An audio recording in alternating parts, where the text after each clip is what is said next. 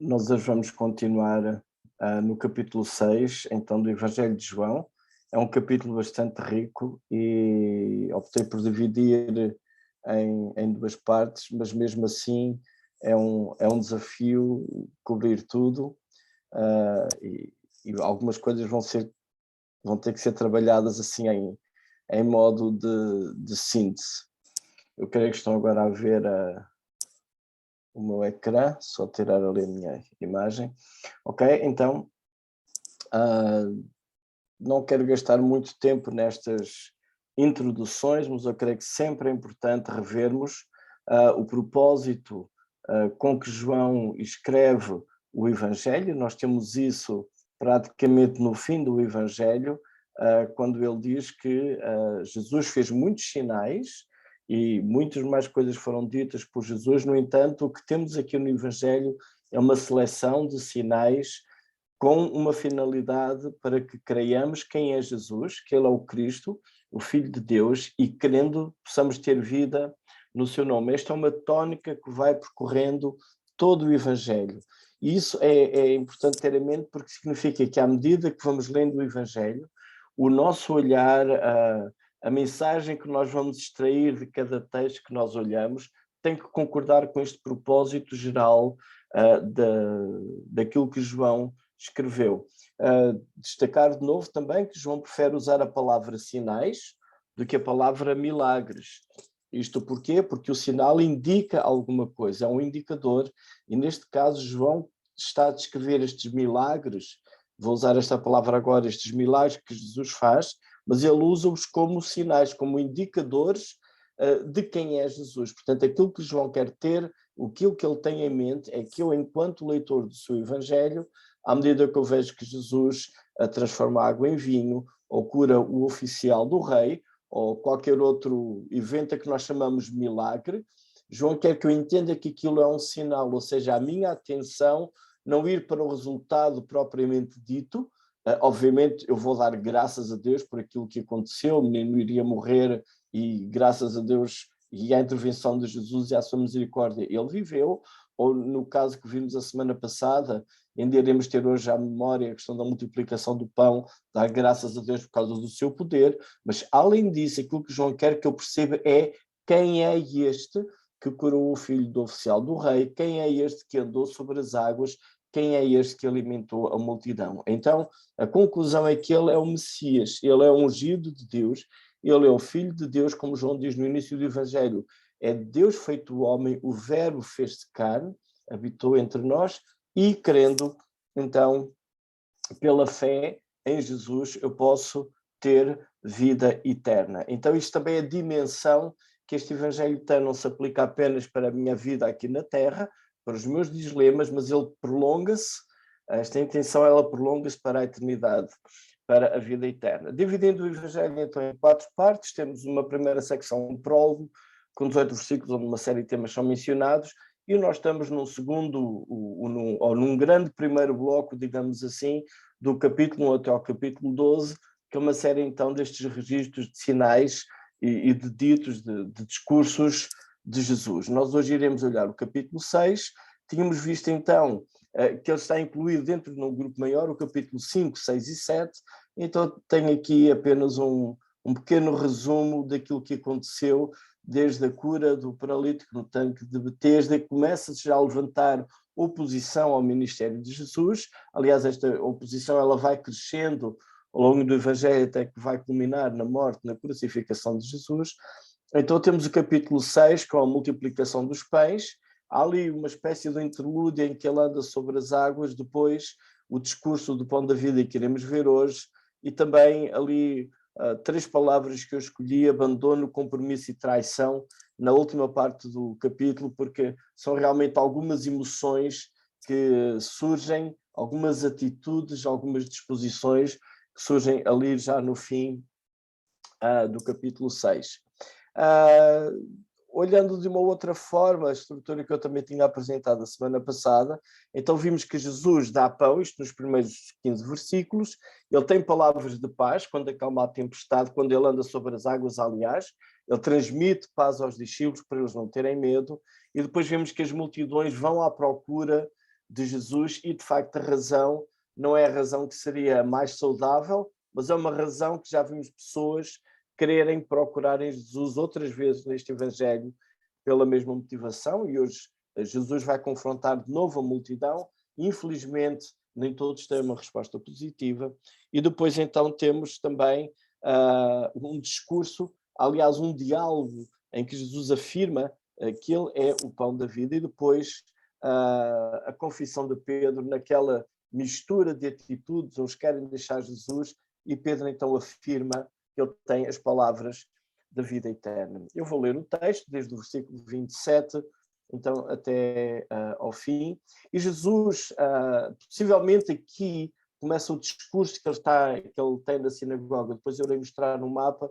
Portanto, ele fez a multiplicação dos peixes naquilo que hoje seriam os Montes Colã, atravessou uma parte do Mar da Galileia, e depois na sinagoga temos este registro que João, no fim desta secção, diz que estas palavras ele proferiu na sinagoga de Cafarnaum.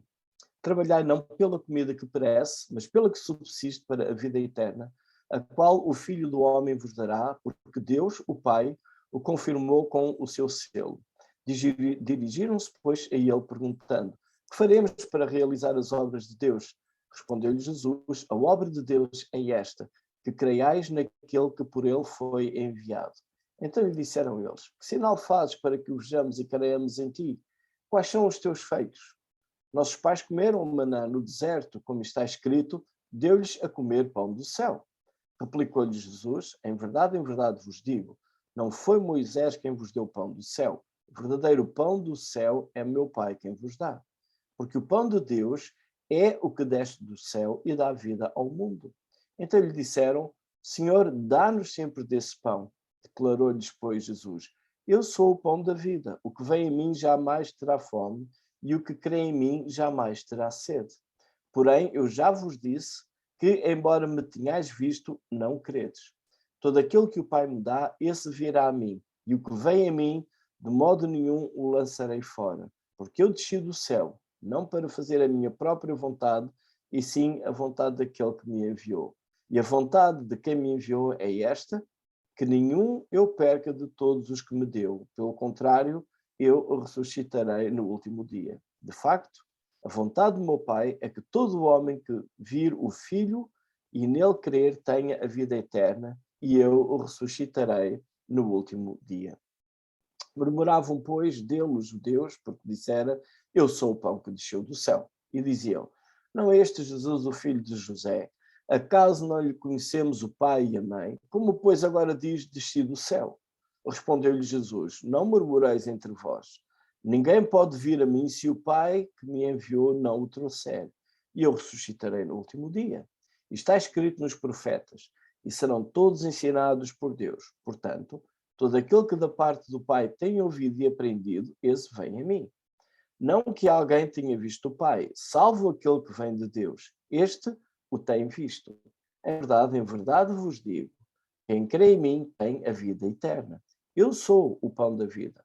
Vossos pais comeram no maná no deserto e morreram. Este é o pão que desceu do céu para que todo o que dele comer não pereça. Eu sou o pão vivo que desceu do céu. Se alguém dele comer, viverá eternamente. E o pão que eu darei pela vida do mundo é a minha carne. Disputavam, pois, os judeus entre si, dizendo: como pode este dar-nos a comer a sua própria carne? Respondeu-lhe Jesus: em verdade vos digo que se não comerdes a carne do Filho do Homem e não beberdes o seu sangue, não tendes vida em vós mesmos. Quem comer a minha carne e beber o meu sangue tem a vida eterna, e eu o ressuscitarei no último dia. Pois a minha carne é verdadeira comida, e o meu sangue é verdadeira bebida. Quem comer a minha carne e beber o meu sangue permanece em mim e eu nele. Assim como o Pai que vive me enviou, e igualmente eu vivo pelo meu Pai, também quem de mim se alimenta por mim viverá. Este é o pão que desceu do céu. É nada semelhante àquele que os vossos pais comeram, e contudo morreram. Quem comer este pão viverá eternamente. Estas coisas disse Jesus quando ensinava na sinagoga de Cafarnaum. Depois tem ainda mais uma porção de texto, que eu não vou ler agora, mas depois vocês podem ir vendo até durante o estudo, que iremos ver essa secção na segunda parte. Então, só para lembrar que já na semana passada eu tinha mostrado este slide de várias repetições, e talvez um exercício que podem fazer em casa é voltar a ler todo este capítulo e ver as repetições que vão sendo feitas ao longo deste texto. Estas repetições são várias ênfases. Ao notar que hoje aqui na leitura várias vezes lemos que os judeus iam murmurando, Jesus falava, eles iam murmurando, ou seja, há uma oposição que está a haver ali na sinagoga acerca daquilo que Jesus diz. Mas então temos nova ideia, a palavra sinais, e agora aqui nós temos no versículo 30, eles pedem de novo um sinal. O conceito de vida eterna continua a ser mencionado no 27, 40, 47, 54 e 58. A palavra vida eu nem sempre anotei aqui, porque ela é repetida várias vezes, e também aquela expressão ressuscitarei no último dia, ou seja, não é uma questão apenas de vida aqui, mas uma vida que se prolonga também para a eternidade, já numa dimensão escatológica, digamos assim. Então, este discurso da sinagoga em Cafarnaum tem aqui um mapa do mar, da zona do mar da Galileia, e queria aqui indicar então, possivelmente o local da multiplicação dos pães foi algures aqui, e depois nós lemos que Jesus então atravessou o lago, fazendo não todo o percurso do lago, mas aqui para Cafarnaum, onde havia então a sinagoga, e ele fez este discurso que nós lemos agora. E também onde notar que estes milagres que estão aqui a acontecer, muitas vezes estão a acontecer na zona da Galileia. Mais tarde, então, João irá descrever os eventos que aconteceram em Jerusalém, e então isso vai se precipitar para a morte de Jesus. Se bem que ao longo do Evangelho, onde notar que Jesus vai andando também para a zona de Jerusalém, vimos isso no fim do capítulo 2, que em Jerusalém fez também vários sinais ali, vários milagres. Aqui agora Jesus, depois de multiplicar, depois de alimentar a multidão e alimentar o pão, agora há um discurso que Jesus vai fazer na sinagoga, e de certeza as pessoas ali na sinagoga têm na sua memória o que aconteceu lá no monte, do outro lado do mar.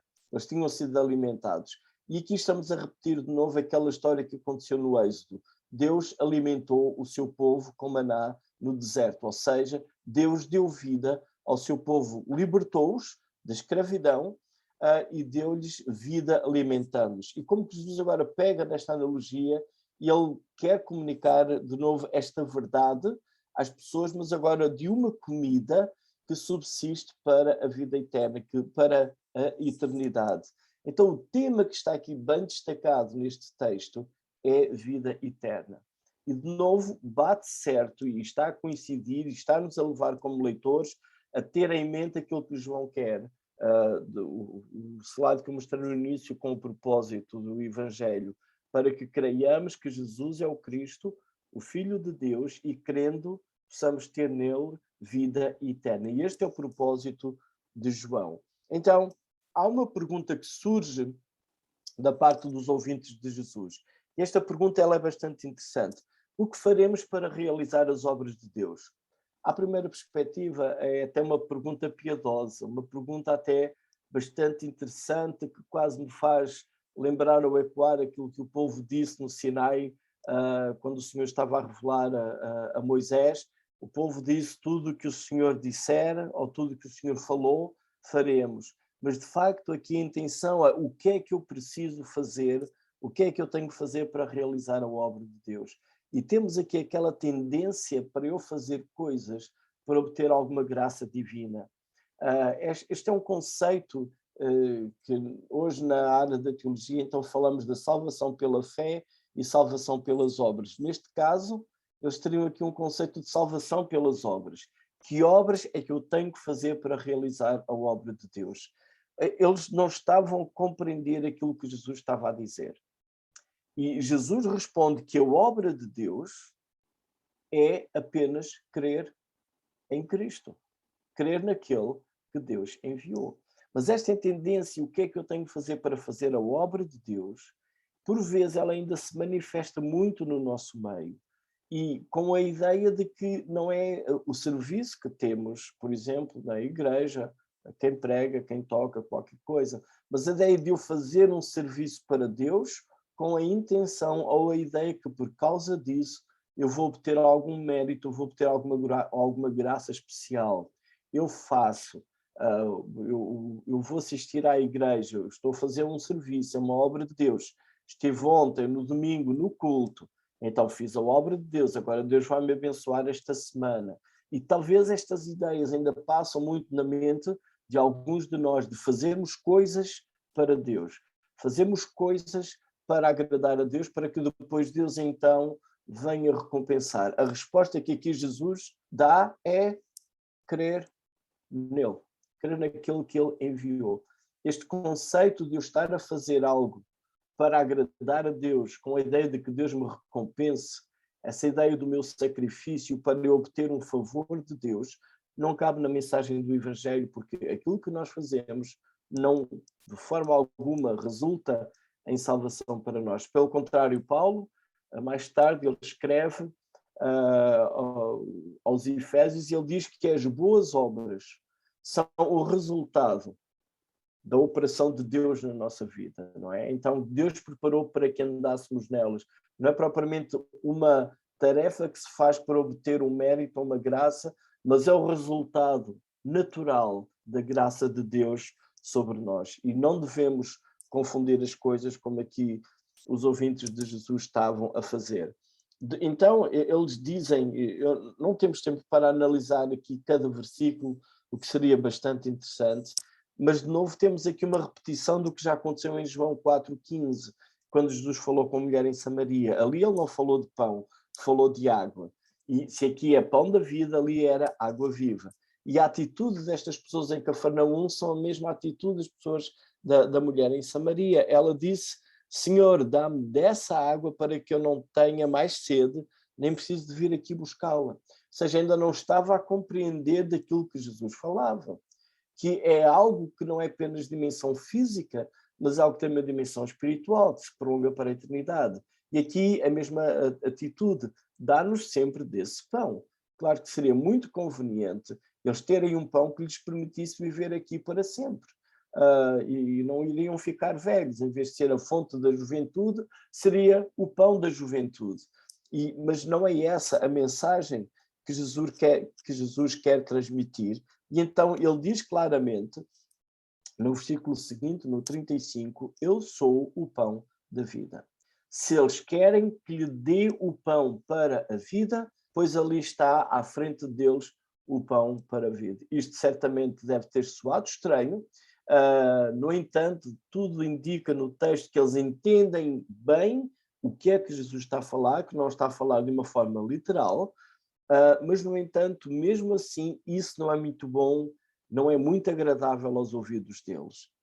E esta expressão, eu sou o pão da vida, é uma expressão que se vai repetir, este eu sou, vai-se repetir ainda algumas vezes no Evangelho de João, não apenas como Jesus indicar como sujeito desta frase eu sou, mas referências ao eu sou do Antigo Testamento, e mais tarde iremos ler uma frase em que ele diz que antes que Abraão existisse, eu sou, e aí remete-nos para a expressão que Deus usou com Moisés, quando ele perguntou como é que ele iria anunciar quem seria o Deus que iria libertar o povo.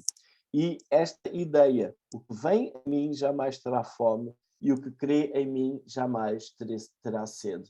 Também a ideia de crer, da ideia de fé, de que o que acontece não é o meu resultado, mas é crer naquele que tudo fez por mim, é uma repetição que está bem presente neste texto.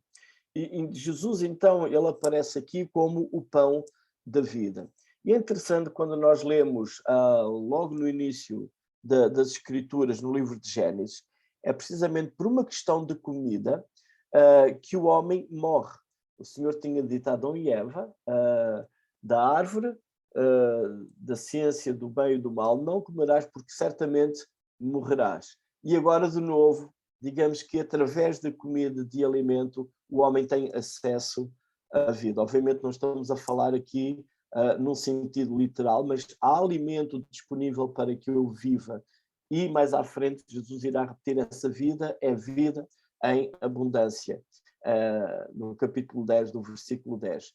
Então, estas repetições que surgem, vida eterna repetida várias vezes, ressurreição, eu ressuscitarei no último dia, e esta ideia da ressurreição, ela vai acontecendo ao longo de João, e temos a ressurreição de Lázaro, que vai antecipar precisamente a ressurreição de Jesus, como a confirmação de que ele é aquele enviado por Deus para dar vida.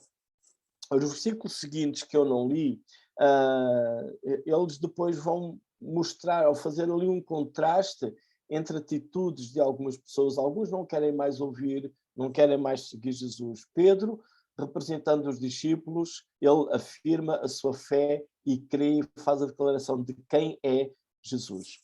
Aqui, então, vamos fazer uma pausa para as perguntas, para os grupos, e eu tenho aqui duas afirmações, duas questões, aliás, e eu queria que gerissem bem o tempo para poder abordar as duas questões. A primeira, eu queria que olhassem para o texto e identificassem o que é que incomodou os ouvintes. A segunda, basicamente, é hoje, quando nós comunicamos a verdade do Evangelho, que coisas é que também são incomodativas para quem nos ouve e como é que nós podemos adaptar isso também aos nossos dias. Eu vou passar para o João Paulo, então.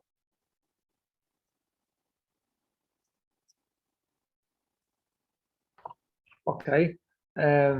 Vamos dividir-nos em grupos e vamos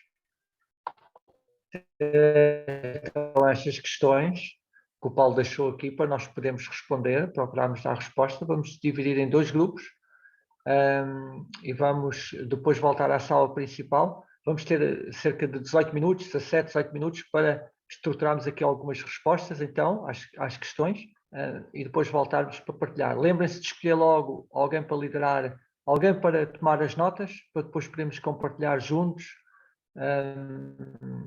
aquilo que debatemos nos grupos. Então, Ruth, penso que é a Ruth que nos está a dividir o grupo 1, que era o grupo onde eu estava. Quem tomou algumas notas foi aqui a Liliane e o Anderson. Eu espero não estar a dizer mal os vossos nomes. Se tiver, olha, desculpem, está bem? Mas então, podem... Está correto? Boa, acertei. Lilian e Anderson. Então, podem partilhar um bocadinho aquilo que falámos no nosso grupo, algumas notas resumidas? Se faz favor. Sim. Deixa eu abrir aqui.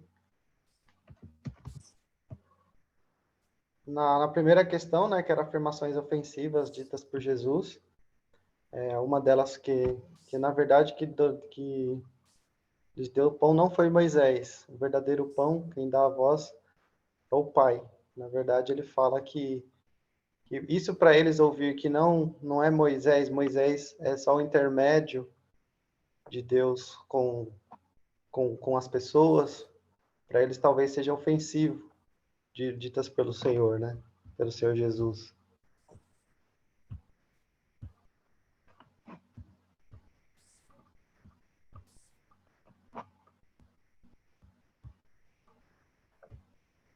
Ok. Anderson, podes partilhar? Não sei se terminaste a primeira? Sim, na verdade foi o que eu coloquei na primeira, foi isso. Ok, então podes partilhar já da segunda, talvez, para depois passarmos ao segundo grupo. Está bem? Então, na segunda, ok. E da segunda, seria o que a gente falar, né, para as pessoas que talvez seja ofensivo, né?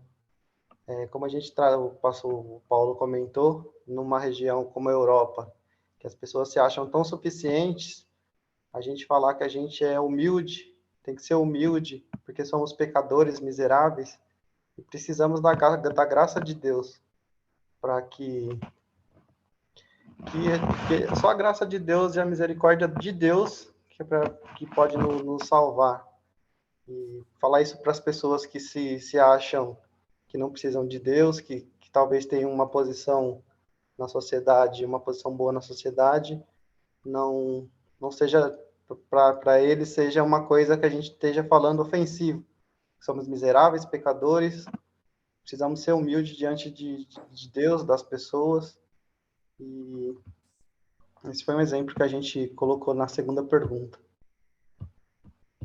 Ok, obrigado, Anderson, pelo resumo do que falámos no grupo, está bem resumido. Agora, segundo grupo, quem é o porta-voz? Sou eu, era o único que tinha caneta, mas ninguém tinha caneta, portanto, sou eu. Portanto, as declarações ofensivas, não é, que podem tornar ofensivas, trabalhar não pela comida que parece, mas pela comida que permanece para a vida eterna. Falou o Senhor, muitas vezes os homens tentam fazer esforços para conseguirem os objetivos e não se centralizam naquilo que é eterno. Muitas das vezes os homens se centralizam apenas naquilo que é temporário. Também falou-se que o Messias as pessoas queriam ter o Messias como um libertador e não como um salvador, não é? E não como o pão também o pão da vida. Esta maneira de nós nos alimentarmos, saciarmos para sempre, porque aquele que tem Cristo está saciado para sempre. Não precisa de mais nada, não é? Eu lembro perfeitamente há uns anos atrás, quando estava a falar com os mormons, eu disse, eu já estou cheio de Jesus, já estou saciado, eu não preciso de mais nada, não preciso de mais nenhum complemento alimentar, não preciso mais de nenhuma vitamina, não preciso de mais nada, porque eu estou saciado completamente. Também falou-se que o objetivo é que deviam crer em Jesus, enquanto os judeus viviam na parte do Antigo Testamento, agarrados à religião, agarrados aos costumes, à tradição, e hoje em dia acontece um pouco isso. Quando nós queremos falar acerca de Jesus para as pessoas, elas vêm muito sempre com a própria religião e com os próprios interesses delas, não é? Falou-se também que no versículo 64 diz que havia descrentes que não acreditavam em Deus e também que não acreditavam em Jesus. Há alguns entre vós que não creem, não é? Porque Jesus sabia de início quem eram os que não criam e quem eram os que haviam de se entregar. E ainda hoje acontece exatamente a mesma coisa. Há muitos que não creem, que estão...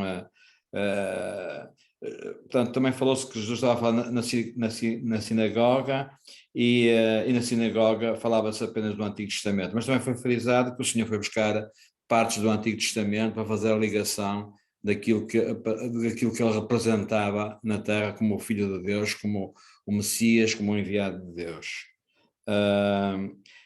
Eu particularmente acho que havia aqui muita hipocrisia, não é? Eles queriam ser alimentados por um lado, mas também queriam pelo outro, não aceitavam que Jesus era o pão da vida, não é? Assim, à semelhança que se falou da mulher samaritana acerca da água também. Há aqui também um versículo que diz: a obra de Deus é esta, que creias naquele que enviou. Mas quase sempre as pessoas creem naquilo que vem da tradição dos seus pais, da religiosidade, e é só através da fé que as pessoas podem encontrar Jesus. Não é, eu posso dizer que eu até aos meus 18 anos vivi no catolicismo romano e não encontrei Jesus, não encontrei. Embora que eu busquei sempre Jesus na minha vida, até que um dia eu encontrei Jesus e toda a religião, tudo aquilo que está para trás tem que ficar mesmo para trás e virarmos para Deus. As verdades que podem se tornar ofensivas, não é? Falou-se muita coisa, mas às vezes nós dizemos que Cristo é Deus e eles acreditam mais em Maria do que em Jesus. Ainda hoje acontece isso, não é? Não querem saber de Jesus para nada. Tem a ver com a fé e crer em Jesus. Eu fiquei com um versículo que não consegui para falar, no capítulo 17 e versículo 13, e eu acho que nós temos que apresentar às pessoas a palavra de Deus. O que é que a palavra de Deus diz? Não só porque Deus amou o mundo de tal maneira, mas também 17:3 diz: A vida eterna é esta, são palavras do Senhor Jesus. Que te conheçam a ti só, por o único Deus verdadeiro, e a Jesus Cristo, a quem tu enviastes. E é anunciando esta palavra que nós muitas das vezes podemos apresentar a Cristo de uma maneira diferente do que aquela que as pessoas estão habituadas. Infelizmente ligadas ao catolicismo romano, infelizmente ligadas a outras crenças. É desta maneira que nós podemos falar às pessoas que há vida eterna em Jesus. É por isso que o Senhor Jesus é o pão da vida eterna, não é? E aquele que come dele jamais terá fome, aquele que bebe dele jamais terá sede. Foi um pouco isto que falamos.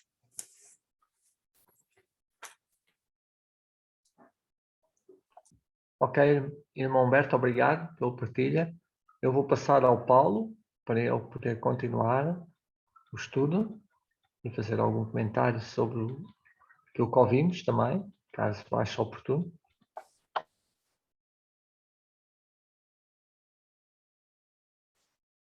Então, vou voltar aqui aos meus slides. Ok. Espero tirar... Eu acho que me estão a ouvir. Não? Não, isto alguma coisa correu mal. Estão a ver os meus slides ou não? Não? Não, Paulo. Não, não estão. Ok. Vou aqui uma... Vou tentar de novo.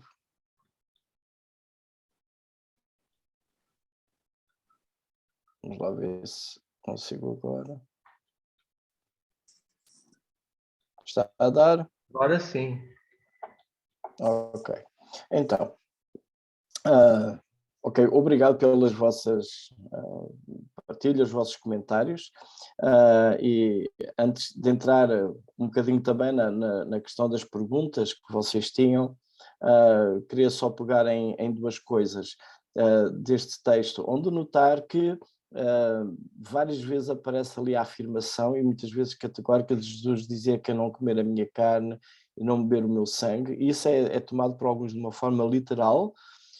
Dentro do cristianismo, por exemplo, nós temos dentro da Igreja Católica a doutrina da transubstanciação, em que eles vão entender este texto como um texto eucarístico. Portanto, isto faz parte da Eucaristia, seria uma alusão a esse momento, e literalmente então quando o fiel ingere o pão ou bebe o vinho, que ele não bebe, é apenas o padre, o sacerdote que bebe o vinho, dá-se o milagre da transubstanciação, ou seja, a substância transforma-se e o que a pessoa engole será então a verdadeira carne e o sangue de Jesus. Portanto, não é propriamente um ato de canibalismo, mas o que chegará ao estômago, digamos assim, é a carne, é o corpo de Cristo e será o sangue de Cristo.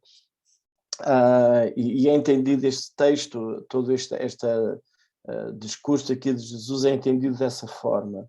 Não é propriamente aquilo que Jesus está a dizer, antes nem é uma referência tampouco aqui à questão dos elementos da ceia, que mais tarde sim Jesus irá estar com os seus discípulos e vai pegar precisamente também pão e vinho para partilhar e dar aos seus discípulos. Mas o que temos aqui é aquela ideia do que dá a vida. Da mesma maneira que Deus no deserto deu água ao povo e deu pão ao povo, e nós vemos que aqui Jesus já abordou a questão da água da vida em Samaria, e agora na Galileia ele fala do pão da vida, como elementos básicos para a vida, que no deserto Deus providenciou, e agora Deus continua a providenciar estes elementos básicos para a vida, não uma questão biológica ou material, mas vida eterna. E isso é Jesus. O irmão Humberto estava a dizer que na partilha dele, que estava cheio de Jesus. E essa é a questão, é quando Cristo, Deus enche a minha vida e Ele me satisfaz. E eu estou bem, eu estou satisfeito, eu estou perdoado, eu tenho vida em abundância. Portanto, este texto não é propriamente uma referência aos elementos da ceia, se bem que já estão a antecipar, e Jesus aqui já antecipa que aquilo que ele vai dar realmente é o seu corpo, é o seu sangue, é a sua vida que ele vai dar, mas a salvação não é através da ingestão dos elementos da ceia, seja numa tradição católica ou uma tradição evangélica, como a gente queira chamar, mas ele diz que é aquele que nele crê, é pela fé em Cristo Jesus, não é pela fé de que os elementos da Eucaristia ou os elementos da ceia vão providenciar essa salvação.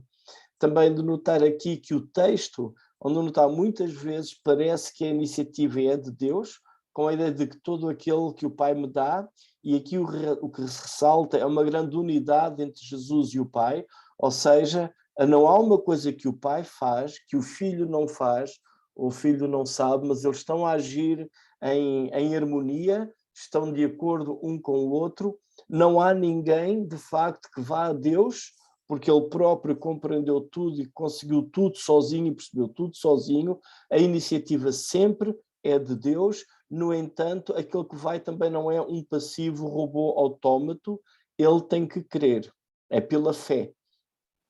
E isso são dois temas também bastante importantes neste texto. Esta última secção, eu tenho aqui este título, Discípulo e Discípulos, porque estas ideias voltam de novo a aparecer. Eu não sei se já tinham notado, no fim do capítulo 2, eu vou ler para vocês, vou tentar achar rapidamente, mas no fim do capítulo 2 nós já tínhamos visto este jogo de ideias que João faz, com crer e crer. E ali, então, João escreve assim nos versículos 23 até 25. E estando ele em Jerusalém, durante a festa da Páscoa, muitos vendo os sinais que ele fazia, creram no seu nome. E nós aqui podemos ter esta ideia de pessoas que estão a crer em Jesus e ficamos contentes.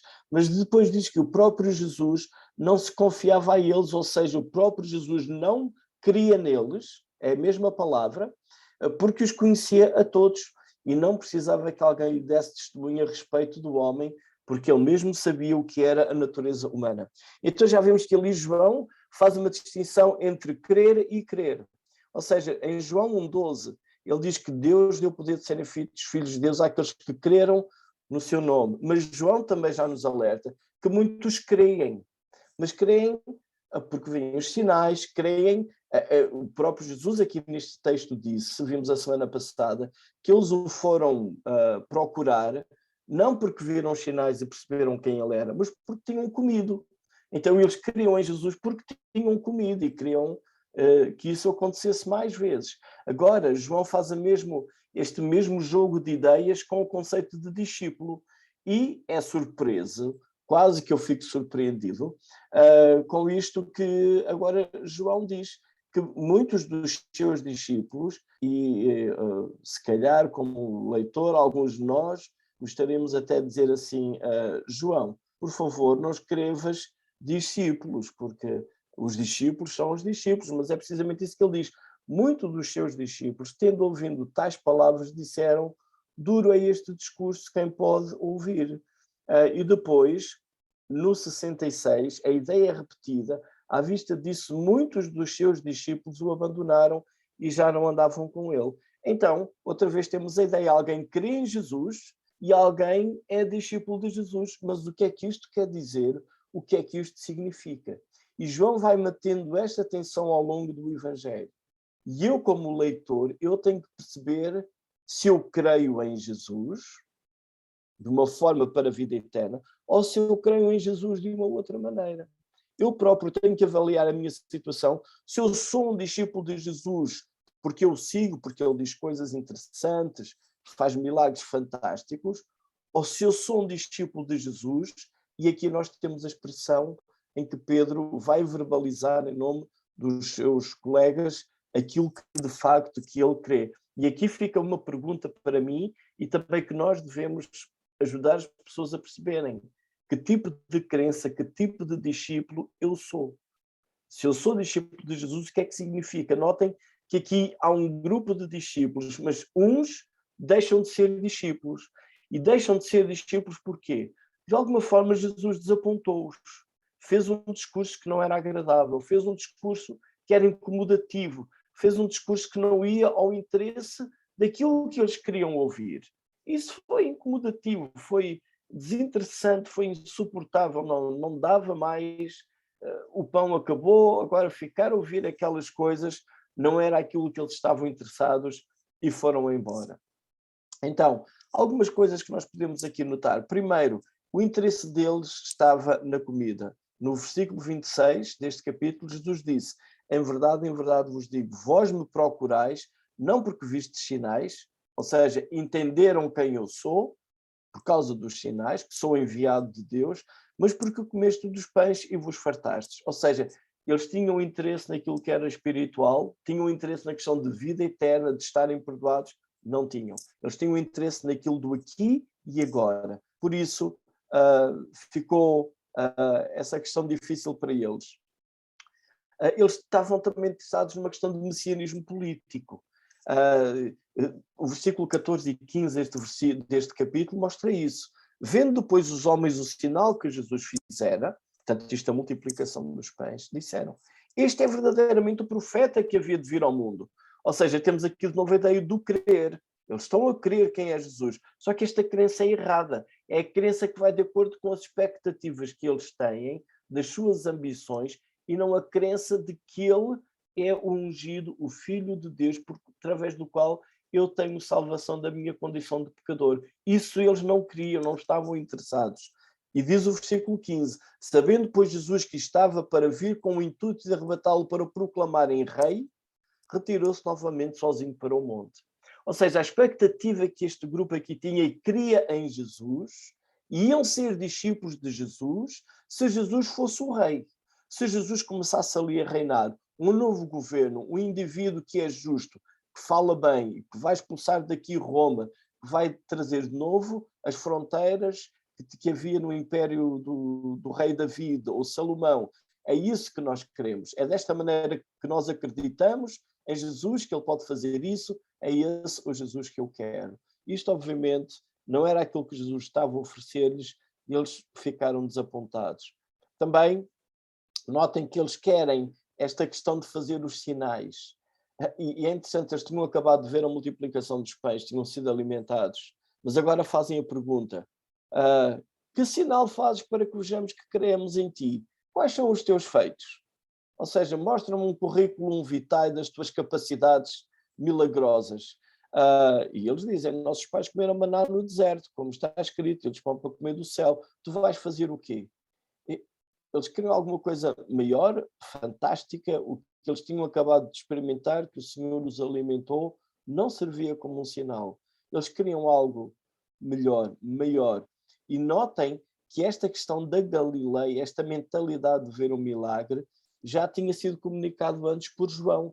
Lá, quando foi a cura do filho do oficial do rei, o João já tinha dito que muitos daqueles galileus estavam em Jerusalém e viram Jesus a fazer os tais sinais.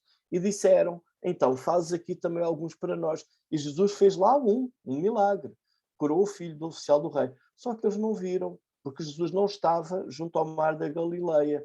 Ele estava num outro lugar. E a cura foi feita à distância. Eles não viram nada. O pai do menino foi lá, pediu a Jesus. Jesus disse: o teu filho vive. Ele foi embora. O pai não viu nenhum milagre. Os que estavam com Jesus não viram nenhum milagre. E faltava essa questão do ver, de ir a uma sala de espetáculos e ver o fenómeno, aquela coisa ali a acontecer no palco. E era isso que eles queriam. E isso Jesus não estava a fazer. Porque nesta multiplicação de pães, eu não sei quem viu o milagre. Se foi quem comeu, quem tirou o pão do cesto, se viram o pão a saltar dentro dos cestos. Não temos uma narrativa que nos diga quando e como, de forma visível, o milagre aconteceu. O que se sabe é que não havia pão, apenas pouca coisa, pouco alimento, pão e peixe de uma criança. E a multidão foi saciada. Isso é o que sabemos. Não há uma narrativa que o peixe tinha 10, 15, 20 centímetros e cresceu para 1,5 metro. Não temos esse tipo de narrativa. Esses tais milagres manipuladores que também Herodes queria ver e outros queriam ver Jesus a fazer milagres. Entretanto, perdi aqui a minha ligação. Eu acho que deixaram de ver o meu ecrã, certo? Sim. Sim. Diz que o meu compartilhamento da tela foi interrompido. Vou tentar partilhar agora de novo. Estão a ver?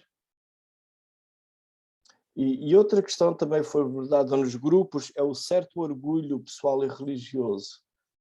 Eles murmuravam quando Jesus dizia: eu sou o pão que desceu do céu. E o comentário que eles faziam é: desceu do céu? Ele não é o Jesus? O pai dele não é José? Não conhecemos o pai e a mãe? E ele está a dizer que veio do céu?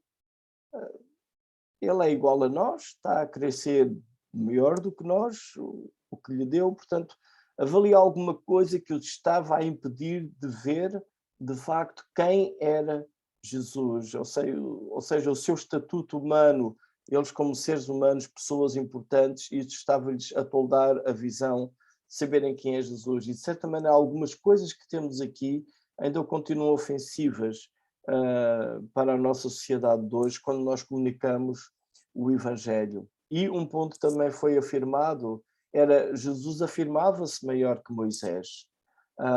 E ele estava ligado, de alguma forma, a Deus. Eles percebiam isso no seu discurso. João já tinha o cuidado de dizer que ele era o Verbo era Deus, e o Verbo fez carne e habitou entre nós. Mas estas pessoas na altura não tinham ouvido isso, provavelmente, mas eles percebiam que Jesus estava a agir e a dizer algo que dava isto a entender, quando ele diz: este é o pão que desceu do céu, é nada semelhante àquilo que os vossos pais comeram, contudo morreram, quem comer este pão viverá eternamente. Isto aqui fica ofensivo, porque eles estão a ver um ser humano, como eles, a dizer aquilo quem ele pensa que é. E isto desmotiva-os. Eles querem alguma coisa diferente e eles não conseguem mais ouvir esse tipo de discurso. Então, como que Jesus estava a afirmar maior do que Moisés e podia dar vida eterna. E é nesse ambiente que Pedro então faz esta afirmação e diz: tu tens as palavras da vida eterna, tu és o Santo de Deus. É de certa forma como Pedro diz: para quem iremos nós? Não é?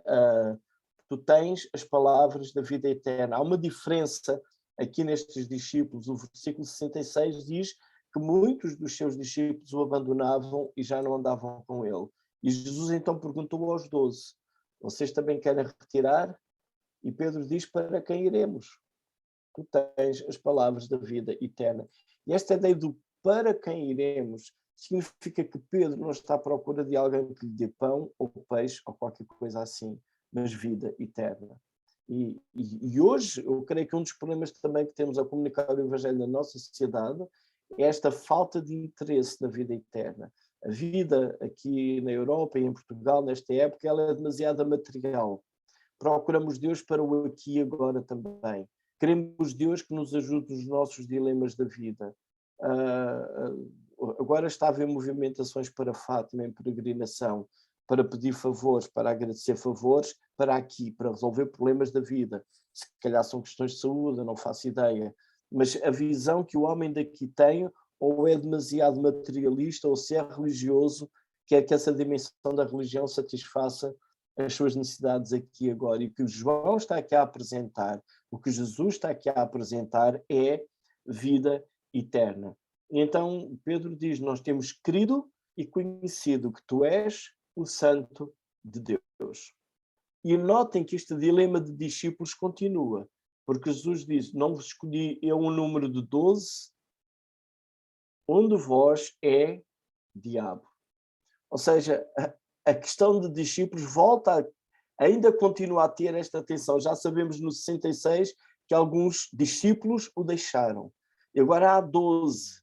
Mas mesmo assim, dentro daqueles 12 discípulos, há ali um discípulo que é um de vós é diabo. E temos a explicação que ele então referia-se a Judas, e este é pior, porque se os outros abandonaram Jesus, este então mais tarde irá trair Jesus. Então, é um texto que eu acho que é bastante útil para nós refletirmos e a partir daqui extrairmos princípios para podermos partilhar o Evangelho com outras pessoas. A centralidade da mensagem que nós temos aqui. Esta ideia de quem é Jesus, o que é que ele oferece. E, por outro lado, nós também creio que temos perdido a habilidade de criarmos fome e sede naqueles com quem nós queremos falar. Os ouvintes de Jesus não estavam interessados em coisas espirituais.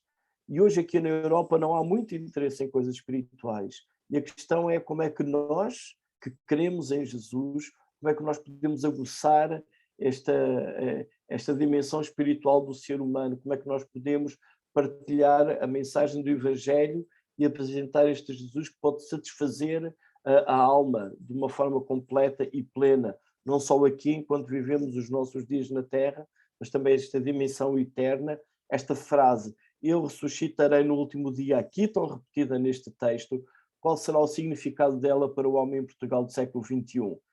Quantos homens, quantas mulheres em Portugal estão preocupados com este conceito, eu ressuscitarei no último dia, não é? A maior parte da mentalidade é morrermos e vamos para baixo da terra, e acabou.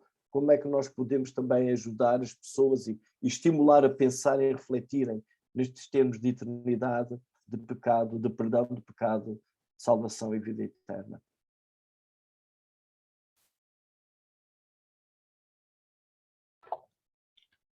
Obrigado, Paulo.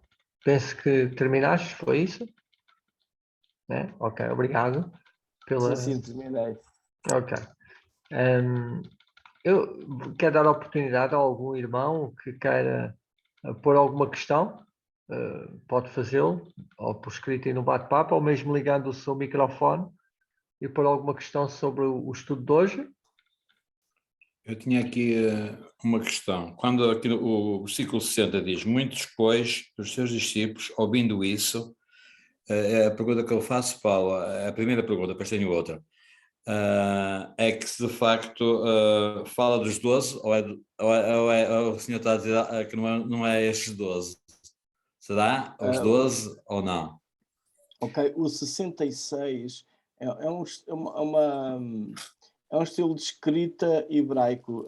O 66 ele é mais ou menos paralelo com o 60.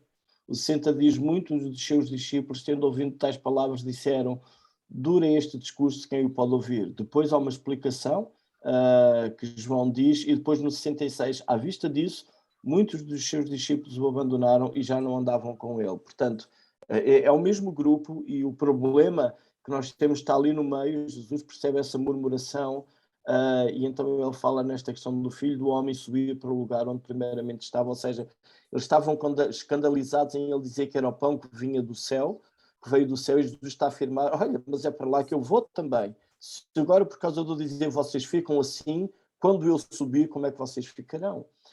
E ele fala de novo esta ideia de que a dimensão que ele fala então não é física, o que é espírito vivifica, a carne para nada aproveita. As palavras são espírito e vida. Então, estes do 66 e do 60 são discípulos, ou seja, são seguidores de Jesus. A dificuldade que nós hoje temos é que nós, como é que eu ia dizer, temos muitas das palavras que nós usamos, para nós somos como chavões evangélicos. E quando falamos em discípulos, nós temos uma conotação religiosa. Mas a palavra discípulos no grego, o filósofo tinha os seus discípulos.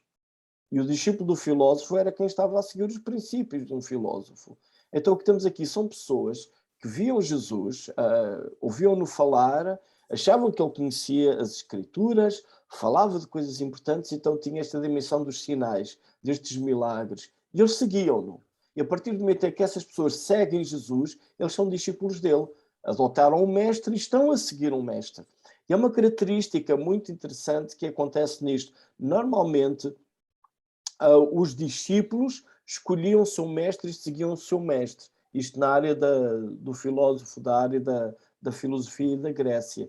Mas aqui, e também um pouco também na questão dos rabinos e tudo, as pessoas seguiam os seus rabinos. Mas é interessante que Jesus, ele vai chamar os 12. Os 12 não seguem Jesus.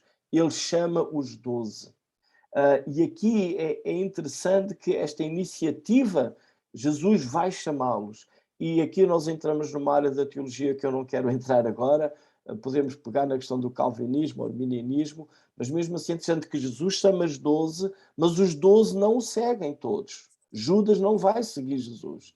Ele chamou, mas esse chamado não é, digamos, ter aquela eficácia que Judas, porque Jesus o chamou, vai obedecer. Não. Então este versículo 60, o 60 e o 66, são outras pessoas que seguiam Jesus e estavam a adotar os ensinos de Jesus, até ao momento em que aquilo que Jesus diz não lhes agrada. Então eles deixam, e deixam de ser discípulos de Jesus. Então aqui a ideia de ser discípulo não é sinónimo de ser salvo. Ok? Os 12, depois o versículo seguinte, no 67, João tem cuidado de fazer a distinção. Então perguntou Jesus aos 12. Agora Jesus refere-se àqueles que ele escolheu, que ele chamou, não os que o seguiam, mas aqueles que ele chamou, e por causa disso eles o seguiam. Ele diz: vocês também querem retirar-se? E aqui é interessante, Pedro toma a dianteira e diz: não, Senhor, nós vamos te seguir. Tu tens as palavras da vida eterna. Ele fala em nome dos 12. E Jesus tem, no entanto, o cuidado de dizer: eu percebo o que tu queres dizer, Pedro, mas o que estás a dizer não é verdade. Que eu tenho as palavras da vida eterna é verdade. Que eu sou o Santo de Deus é verdade. Mas que todos vocês vão ser meus discípulos e vão me seguir não é verdade. Há um que é diabo. Então, nessa parte, Pedro não estaria a falar, infelizmente, Pedro não estaria a falar pelos 12.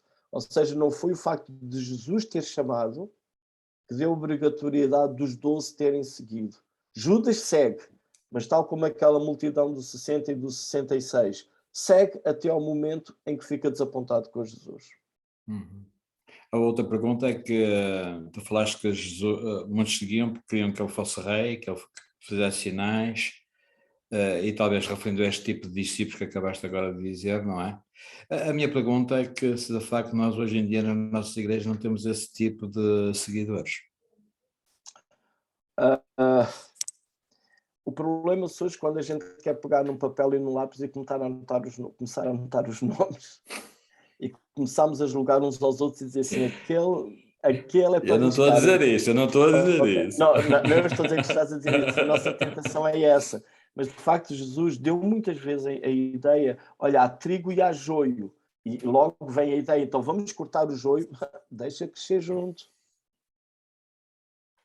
Deixa crescer junto. Vai haver uma altura de ceifa. Então aqui o que é importante não é eu pensar no outro, não é eu pensar naquela pessoa da minha igreja onde eu vou, se ele é um destes que crê, ou é um dos que crê mas não crê, se é um discípulo que vai até ao fim, ou se é um discípulo que depois a meio deixa. Essa não é a minha função, estar a exercer esse juízo e eu a decidir quem é salvo e quem não é salvo na comunidade onde eu congrego. Mas temos que pensar que possivelmente muitos abandonaram, também fizeram como estes, foram para trás, não continuaram. Poderá não é? ser. Agora, o que é importante aqui é eu pensar para mim próprio quem eu sou. Sim, sim, sim. Eu sou quem? Eu sou aquele que eu estou a andar com Jesus enquanto ele me agrada, enquanto ele vai de encontro aos meus interesses. Exato. E se um dia ele me desaponta, e se um dia eu faço uma oração com muita fé e ele não responde como eu quero. E aí entra aquela questão quando Jó chega ao limite e diz: ainda que ele me mate, não o negarei. Então, agora, eu, por exemplo, pensar que todas as pessoas que estão dentro de uma igreja chamada evangélica, que são discípulos de Jesus, irão estar salvos, eu não diria isso. Pois, não nos compete. Mas cabe a mim eu ir separar quem é quem não é. Eu não tenho essa tarefa. Também não. Também é capaz de haver alguém que está dentro do nosso grupo, reúne connosco e depois desaparece. E à altura de eu começar a dizer mal dele e dizer afinal ele era dos outros, olha, eu costumo dizer a história não acabou. Pode ser que haja um arrependimento e volte. Não sabemos o que se passa numa pessoa. E a nossa tarefa não é chutar aquele que sai, mas é tentar ir ver o que se passa, estar aberto, manter a porta aberta, manter alguma proximidade e orar, obviamente, estar disponível para ouvir, para poder aconselhar, mas de facto é impressionante que cada um, e aqui este texto também menciona a ideia do grupo, Algumas vezes, quando diz todo aquele, refere-se a um grupo, todos aqueles que são de Jesus, mas também tem o plano individual. Também eu, como indivíduo, Deus chamou-me e eu estou a responder positivamente este chamado de Deus, a responder Jesus. Mas sim, Humberto, eu creio que, infelizmente, em muitos casos podemos ter uma decepção com alguma pessoa. E o caso mais triste é se tivermos a decepção com nós próprios. Mas a nossa tarefa não é estarmos a decidir quem é ou não é do Senhor. Se houver casos desses, a nossa tarefa é antes orar, agir com misericórdia, apoiá-los o máximo possível. Sem dúvida, eu levantei apenas a questão porque certamente que as nossas igrejas devíamos já ter que mudar de lugar se todos aqueles que se congregaram connosco estivessem presentes, não é? Sabemos que, infelizmente, muitos voltaram para trás. Muito bem. Sim, Paulo mesmo dá testemunho mais à frente que alguns, por causa das riquezas deste mundo, abandonaram a fé, etc. Ok. Desculpa, João Paulo. É Não, melhor tudo falares bem. tu, que Tudo senão bem, eu foi fico bom. embalado. Vamos terminar hoje com, então, por agora, são quase 10h30, como